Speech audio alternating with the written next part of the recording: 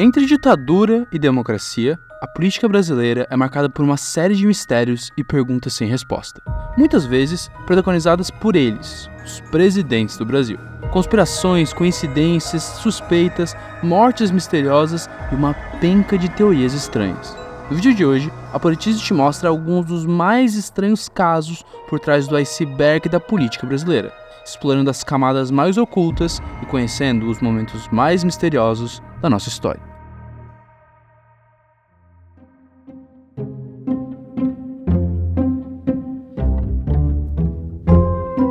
Polêmico. Nenhum outro adjetivo poderia definir melhor quem foi Jânio Quadros na política brasileira. Uma figura única, Jânio começou sua vida profissional como professor de português e matemática, mas logo se envolveu na política, onde sua trajetória foi tão imprevisível quanto sua personalidade. Começando em São Paulo, ele foi eleito prefeito e governador e depois se lançou na disputa pela presidência.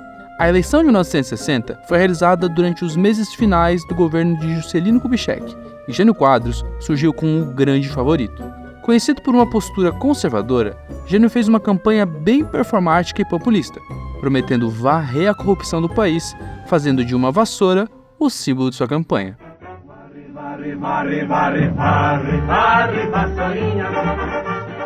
O marketing deu certo e Jânio foi eleito presidente. Seu governo foi marcado por uma série de medidas econômicas impopulares e outras várias bem inusitadas, como a proibição do uso de lança-perfume no carnaval, de biquínis em lugares públicos e eventos televisionados e das rinhas de galo. No auge da Guerra Fria, Jânio optou por adotar uma política externa de neutralidade. Assim, ele reatou relações diplomáticas com a União Soviética e chegou até a condecorar Che Guevara com a mais alta honraria brasileira. O que você deve imaginar que deixou a direita brasileira bem incomodada. Mas as polêmicas do seu governo não pararam por aí. No início de agosto de 1961, Jânio apresentou um audacioso e controverso plano de invasão da Guiana Francesa, que ficou conhecido como Operação Cabralzinho, em homenagem a Francisco Xavier da Veiga Cabral, que lutou para impedir invasões no território brasileiro na época do Império. Tudo começou com uma reunião secreta entre Jânio e José Francisco de Moura Cavalcante, o governador do Amapá na época. O presidente se mostrava bem preocupado com a exploração de manganês na fronteira do Brasil com a Guiana Francesa, já que esse era um recurso valioso para a produção de aço e ligas de alumínio. Ele alegava que havia mineradoras francesas extraindo ilegalmente esse minério do Amapá e estava determinado a proteger os interesses econômicos do Brasil.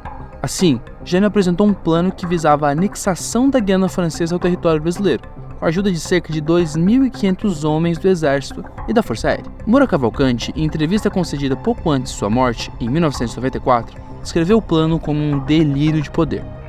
Quando o presidente Jânio Quadros analisou o processo de venda de manganês para os países estrangeiros, deu a seguinte ordem: defenda os interesses nacionais acima de qualquer coisa. A propósito, eu acho que chegou a hora de resolver definitivamente isso. Por que não anexarmos a Guiana Francesa ao território brasileiro? No entanto, apesar de alguns preparativos iniciais, o plano de Jânio não foi para frente, porque poucos dias depois, em 25 de agosto de 1961, ele renunciou à presidência, alegando que forças terríveis haviam se levantado contra ele. Segundo historiadores, era uma tentativa de realizar um autogolpe. A ideia era que a população demandasse por seu retorno e ele voltasse à presidência com poderes expandidos, que, claro, não aconteceu. O Congresso aceitou rapidamente sua renúncia, sem grandes problemas. Até hoje, permanecem algumas dúvidas sobre a Operação Cabralzinho. Teria Jânio Quadros realmente levado adiante essa ideia se não tivesse renunciado? Quais seriam as consequências de uma guerra entre Brasil e França?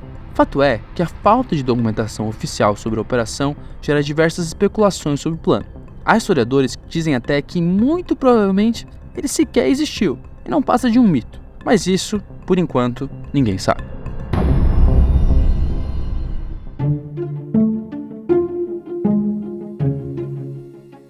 João Goulart, também conhecido como Jango, foi presidente do Brasil de 1961 a 1964, quando foi deposto pelo golpe militar. Em sua carreira política, Jango foi eleito vice-presidente do Brasil 2 vezes, primeiro em 1955, junto com Juscelino Kubitschek, e novamente em 1960, com Jânio Quadros, em votações separadas. Com a renúncia de Jânio em agosto de 1961, Jango deveria assumir a presidência, mas estava em uma missão oficial na China comunista. João Goulart já havia sido ministro do Trabalho de Vargas e era visto como um dos herdeiros da tradição trabalhista. E embora passasse longe de ser um comunista, era muito bem relacionado com quadros do PCB e do movimento sindical brasileiro. Por isso, os militares resistiram à sua posse e Jango teve que assumir sob um regime parlamentarista que limitava seus poderes. Só em 1963 que ele restaurou o presidencialismo e passou a governar sem primeiro-ministro. Mas, como você já sabe, isso não durou muito. Em 1964, com as promessas de Jango de realizar as reformas de base no Brasil, os militares derrubaram seu governo e o forçaram a ir para o exílio. Ele se refugiou inicialmente no Uruguai e depois na Argentina. Quando estava exilado, Jango se manteve muito ativo em discussões políticas e continuou em contato com outras lideranças brasileiras. Seus planos eleitorais incluíam a reorganização das forças políticas de esquerda e a preparação de uma frente ampla para as eleições no Brasil que pudessem restabelecer a democracia e reverter as políticas repressivas do regime militar. No entanto, em 6 de dezembro de 1976, Jango morreu em sua fazenda na Argentina, vítima de um ataque cardíaco. Surgiram então várias teorias alegando que Jango havia sido assassinado em uma ação comandada pela Operação Condor, uma aliança entre as ditaduras sul-americanas que pretendia eliminar opositores políticos. Após a morte, não foi realizada uma autópsia e durante seu velório, o caixão não pôde ser aberto por ordem direta dos militares, que acompanharam todo o cortejo fúnebre no Brasil. A família nunca se conformou com a tese de que Goulart havia morrido de causas naturais, afirmando inclusive que o ex-presidente havia sido ameaçado diversas vezes durante o exílio. Além disso, documentos do Serviço Nacional de Informações indicavam que Jango era monitorado de perto pela ditadura brasileira, através de agentes que se infiltraram em sua casa como funcionários e empregados, subtraindo documentos e acompanhando de perto a rotina do ex-presidente. A história ganhou outros contornos quando Mário Neira Barreiro, um ex-agente secreto uruguaio, afirmou ter participado da operação que envenenou Jango a pedido do governo brasileiro. Em entrevista à Empresa Brasileira de Comunicação, realizada em 2012, Mário deu detalhes de como remédios do presidente foram supostamente adulterados. Os remédios vieram da França, foram recebidos na gerência do Hotel Liberty, foi levado e em cada frasco foi colocado um comprimido, apenas um comprimido, com o composto esse que tinha uma ação, não era um veneno, mas que provocaria uma parada cardíaca. E eu acho que o veneno, coincidentemente, ele tomou naquela noite. No entanto, a realidade pode ser mais complexa. Em 2013, a Comissão Nacional da Verdade realizou a exumação do corpo de João Goulart e os exames não encontraram provas conclusivas de envenenamento. De acordo com peritos que participaram das investigações, as análises foram prejudicadas pela ação do tempo, impedindo que fosse possível confirmar ou descartar completamente nenhuma das hipóteses. Jango também tinha um histórico de problemas cardíacos e era conhecido por negligenciar sua saúde. Além do mais, a credibilidade de Mário Neira Barreiro, que já foi preso por roubos e porte ilegal de armas, é bem questionável. Vale lembrar que a ausência de uma autópsia imediata foi uma decisão da família de Jango, e não a imposição da ditadura. Por tudo isso, a morte de João Goulart permanece um tema controverso e envolto de mistérios.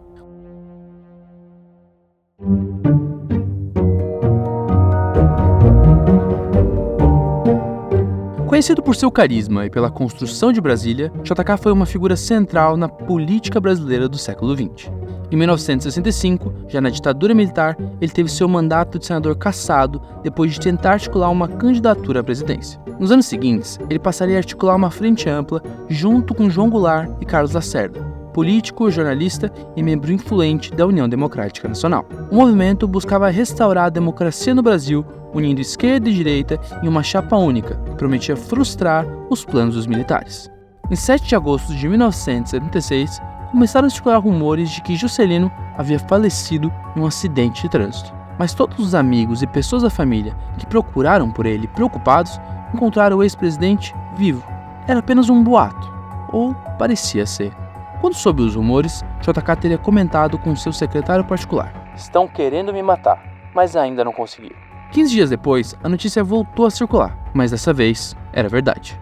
Enquanto viajava de São Paulo para o Rio de Janeiro, no dia 22 de agosto de 1976, o carro Opala, em que estava JK e seu motorista Geraldo Ribeiro, foi atingido por um ônibus da aviação Cometa. O impacto fez com que o veículo perdesse o controle, invadindo a pista oposta, onde colidiu de frente com uma carreta. O ex-presidente e seu motorista morreram na hora.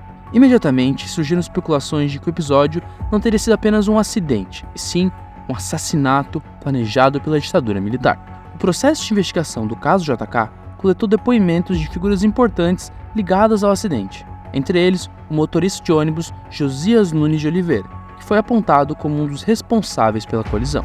Ele afirmou que o carro JK ultrapassou o ônibus pela direita e seguiu direto para a pista oposta, sem fazer curva. Ele falou ainda que foi procurado por homens que lhe ofereceram dinheiro para assumir a culpa pelo acidente. Mas, segundo ele, seu veículo sequer tocou no carro do ex-presidente. Outro testemunho importante veio do motorista de caminhão Ademar Jean, que afirmou ter visto o motorista de JK debruçado com a cabeça entre o volante, provavelmente desacordado segundos antes de colidir de frente com a carreta. A perícia inicial chegou até a encontrar um objeto metálico na cabeça do motorista, mas não realizou um raio-x que pudesse confirmar a presença de uma bala. O perito criminal Alberto Carlos de Minas relatou que foi impedido por policiais de fotografar o crânio do homem, que apresentava um buraco semelhante a de um projétil. A teoria aqui é que, assim como Jango, JK teria sido assassinado pela Operação Condor, já que os militares viam com preocupação sua movimentação política. Vale lembrar que o terceiro membro dessa frente ampla, o Carlos Lacerda, também morreu sob circunstâncias estranhas nessa mesma época. Mas, de novo, as coisas podem ser um pouco mais complexas do que parecem. De acordo com os laudos, o ônibus bateu de lado no palo, e o choque só não foi percebido pelos passageiros por conta do peso do ônibus, que tinha 12 toneladas. A teoria de que o motorista teria levado um tiro também tem suas pontas soltas, já que as marcas dos pneus no asfalto mostram que ele tentou recuperar o controle da direção antes de colidir com a carreta, o que indica que ele não estaria desacordado. Além disso, segundo análises posteriores, o material metálico encontrado no crânio de Ribeiro era, na verdade, um prego enferrujado que teria saído de seu caixão.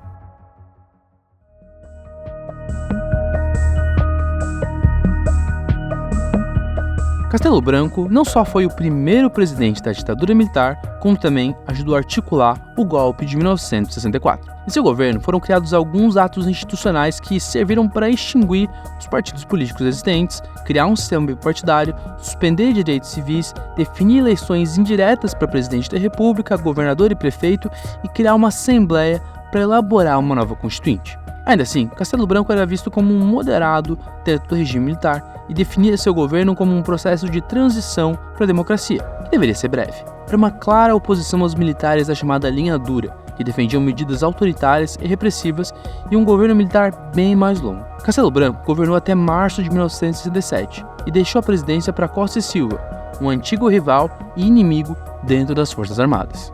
No entanto, nos primeiros dias de julho de 1967, já fora do governo, Castelo Branco se reuniu com seu antigo líder do Senado, Daniel Krieger.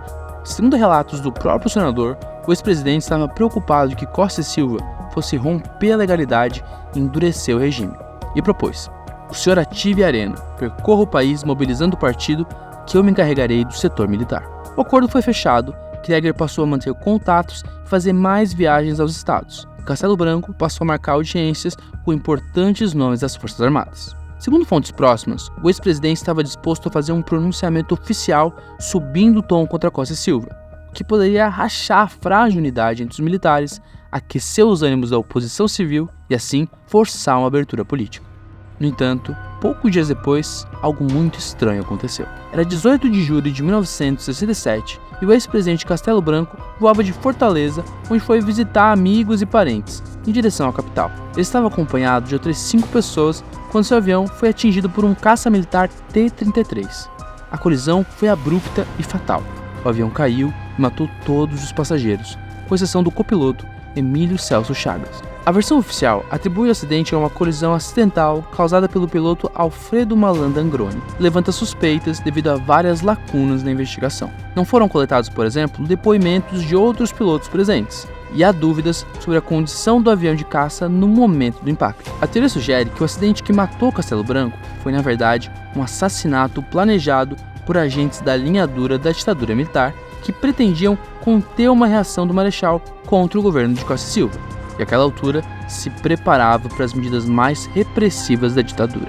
A colisão ocorreu em um dia de céu claro e sem nuvens, o que gera ainda mais desconfiança. Além disso, os controladores de voo que estavam de serviço no dia do acidente nunca foram ouvidos sobre a colisão, e o avião entrou em uma área restrita da Força Aérea Brasileira sem uma explicação clara. Contudo, a escritora Raquel de Queiroz, amiga pessoal do militar, e que deveria estar no avião com Castelo Branco, mas acabou não embarcando, afirmou que o acidente foi resultado de falhas operacionais e não de uma conspiração. E o Castelo, então, pediu ao comandante, eu queria tanto, porque ele tinha sido um dos interesses dele grande durante a presidência, ver a construção da linha de alta tensão, da linha de distribuição maior de São Francisco. Eu queria tanto passar para a linha, queria ver aquelas postes de alta tensão.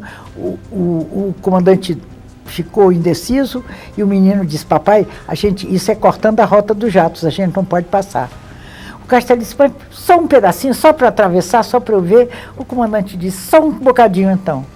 No instante que eles atravessaram a linha, viu uma formação de 3 jatos, certo, e a ponta de um dos jatos pegou, de forma que o atentado seria impossível. Os principais culpados, segundo a versão oficial, foram os responsáveis pelas torres de comando, que não notificaram a nave de que aquela não era uma área segura. Fato é que o relatório produzido pelo brigadeiro Araripe Macedo possui uma série de inconsistências e lacunas nunca explicadas. Apesar disso, o militar, ligado à alinhadura do regime, manteve sua credibilidade e se tornou ministro da Aeronáutica durante o governo de Emílio Médici e Ernesto Geisel, aumentando ainda mais as suspeitas sobre o caso. Depois do fim da ditadura, era chegada a hora de eleger um presidente civil, e o Congresso elegeu Tancredo Neves. Acontece que, dias antes da posse, o presidente eleito ficou doente, foi internado e acabou morrendo. Dias antes do anúncio oficial, essa foto foi publicada nos jornais e revistas, iniciando uma das teorias da conspiração mais bizarras da política brasileira. Quer saber o que realmente aconteceu com ele? É só clicar aqui e conferir o vídeo completo sobre essa história. Esse foi o vídeo de hoje, pessoal. Não esquece de se inscrever no nosso canal e ativar as notificações para não perder nada do que a gente posta aqui. Até a próxima!